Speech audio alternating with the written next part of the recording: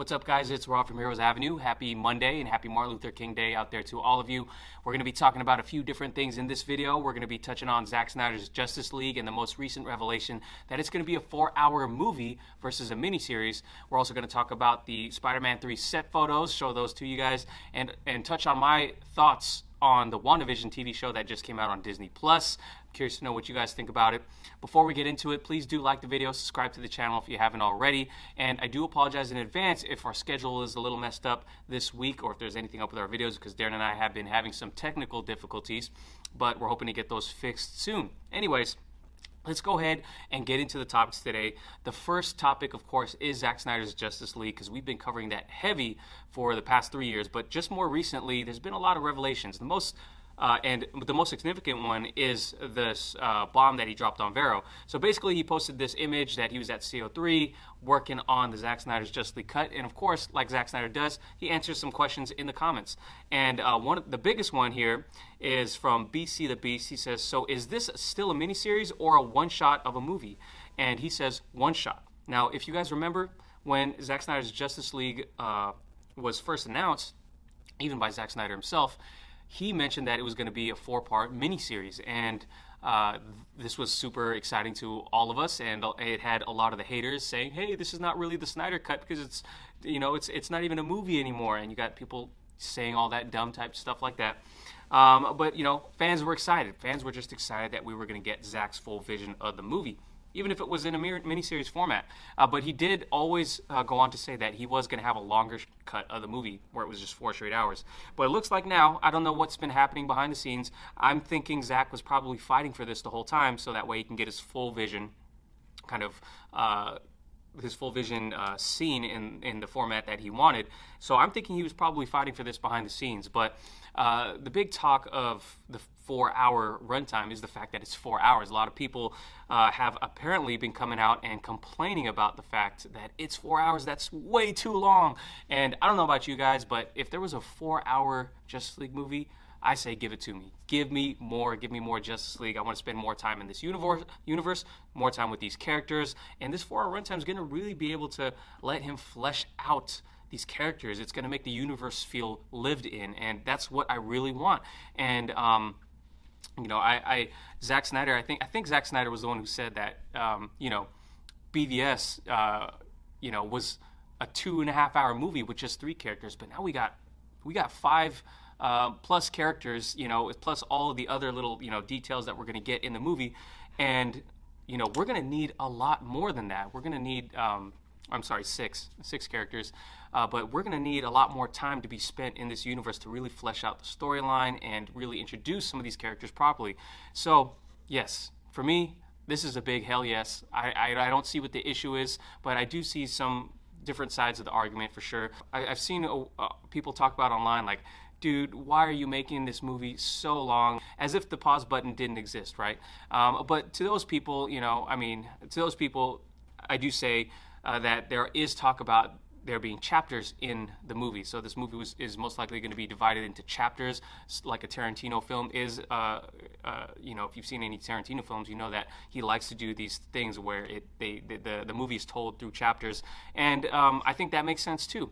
And I'm really, however Zack wants to tell a story, I'll be here for it. I could hit the pause button, no problem. I as a parent of a toddler, know that could be an issue for me with it being 4 straight hours, because I tend to watch movies at night when my son is sleeping. If he does wake up, I got to go tend to him and put him back to sleep. So I do got to hit the pause button. It'll stop the momentum of the movie a little bit, but it's no problem to me. I'm not complaining about it, and I'm probably most likely in the minority of people. Most people are not facing that situation. Most people can probably sit back and just watch 4 straight hours of a movie, just like they would binge 4 hours of a Netflix series or Hulu series or whatever. And I've done that. I've binged straight series, I got to admit. But I do see one side of the argument, the side that says this will dull the momentum of the movie in terms of the attention it gets outside of this little bubble that I probably live in that talks about it nonstop. So you have a 4-part miniseries, you get people talking for weeks on end, versus a movie, it's supposed to be coming out in March. A movie comes out, and then another movie comes out, and then all the attention is on that movie. For example, I think they just moved Godzilla versus Kong to March. So I think that's coming out at the end of March. So that's going to take up a lot of attention, maybe away from the Snyder Cut, because it's supposed to come out in March as well. So I do see that side of the argument. I'm curious to know what side you guys are on in terms of whether this is a smart idea, converting it back into a movie versus a miniseries. Let me know in the comments down below. I'll take it either way. 4 hours, I could sit through it. I think my girlfriend might have some trouble sitting through it without falling asleep, because we do, again, watch it at night. So curious to know what side of things you guys are on. Let me know in the comments below. With that being said, let's go ahead and go into the MCU side of things. We're going to talk about some Spider-Man 3 set photos. I'm just going to touch on them just a little bit because they are just set photos. They don't give a lot of context into anything, but if you guys have any speculations or ideas or theories, definitely drop them down in the comments below. We'll talk about them in the future. So we got this first Spider-Man movie that's going to be taking place in the holiday season, which is pretty exciting. It's always good to see a new side of things, a new different type of setting. So we got Tom Holland in the snow in some of these pictures. We've got Zendaya, MJ character, probably working at some sort of fast food restaurant as a side job. And that aspect of it is cool, just to see them in their outside world a little bit more. I do hope they do a little bit more with the MJ character. I'm not sure I'm in love with the character just yet.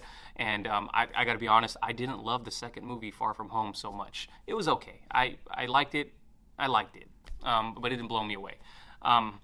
But that's a whole different topic. I'll just go into these set photos right here.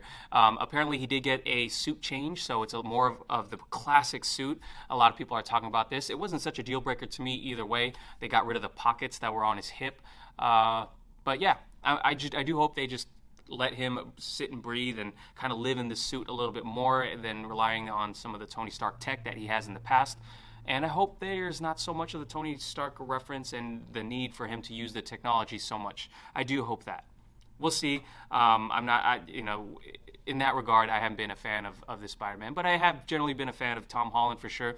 Tom Holland has proven himself to be a really good and serious actor. It's just most recently in my memory, Devil All the Time on Netflix, which is an excellent movie. Robert Pattinson's in it. I think Bill Skarsgård. I think I got the right Skarsgård. He's in it. Oh man, that movie is so good. I know Darren thought it was overrated, but I absolutely loved it. Sebastian Stan's in it as well. But anyways, back to these set photos. Yeah, it's the only other thing that people are talking about is this donut shop, the Peter Pan donut shop. I'm not sure if there's any significance or references to the comics with this. You guys can let me know. Otherwise, this scene looks like it's going to be a scene in which he's, saving someone or something like that. And lastly here is an image of his brother that is on set, and I'm not sure what role his brother's going to play, but apparently he does like to bring his brother on set. So yeah, I'm open to any theories or ideas of what might be going on. Otherwise, I just think it's a scene probably where he's saving someone or stopping a robbery or something like that. So let me know what you guys think about this Spider-Man 3 movie. I'm really excited to see the Spider-Verse kind of really open up and, luckily, we didn't get any spoilers of that. I really don't want to be spoiled in terms of seeing any Andrew Garfield or Tobey Maguire on set. I'm not sure if there's any update on the Tobey Maguire situation. Last I heard, he was holding out and really trying to push for more money or more screen time or something like that. Let me know what you guys think in the comments down below. With that being said, let's end this video just by talking about WandaVision. I just finished WandaVision on Disney+. The first 2 episodes are out, and I actually am really digging it. To be honest, I didn't watch any trailer going into it. I did know that they were going to be trying to revive the sitcom in some sorts. But it's turning out to be quite the mystery. The first episode was fun. It was okay, going back to that 50s style sitcom. I thought it was cool. My girlfriend thought it was kind of boring, who was watching it at the time, but I was intrigued a little bit. But by the second episode, I was like fully into it. I was like, okay, this is really cool. It had that Pleasantville vibe, and the Bewitched vibe, of course. And I thought it was pretty funny. I thought it was really creative, the way they were unraveling this mystery, and it's still being unraveled, and I'm really curious to see where it's going to go in the future. We got a lot of really cool teases in there. By the way, I should have said spoilers, spoiler warning just in case. But anyways, by the end of it, I was like, okay, this is going to keep me watching. I'm really enjoying this. And it's supposed to, of course, open up this multiverse because it's going to lead into a Doctor Strange 2. So, yeah, of course, this is going to keep me watching. And, it's funny enough. I watched the trailer after seeing the first 2 episodes, and it got me even more excited to where we're going to be led to and how it's going to tie in. Of course, we saw a lot of teases throughout the episodes, the Stark Industries toaster. I think we saw the sword symbol, and I think we saw the Hydra symbol as well on that watch in the commercial. So, yeah, I'm really thinking this is a super creative way to lead us into the next chapter of the MCU. So those are just my quick thoughts on WandaVision. I really don't have much more than that. I haven't checked out Tom King's Vision run, so I'm not sure. I heard there's similarities to that, but yeah, if there's any reading recommendations, I always welcome those too, guys. But I'm really excited for the future of WandaVision and where it's going to take us. So it's definitely not going to be for everybody. And I've talked to a few people that thought it was kind of boring, but overall for me, I thought it was kind of a breath of fresh air in terms of where they went creatively, and I'm excited. So let me know what you guys think about that, and let me know what you think about the other topics we talked about. Thanks guys for watching. Again, hit the sub button, like the video if you can, and I'll catch you guys in the next one. Peace.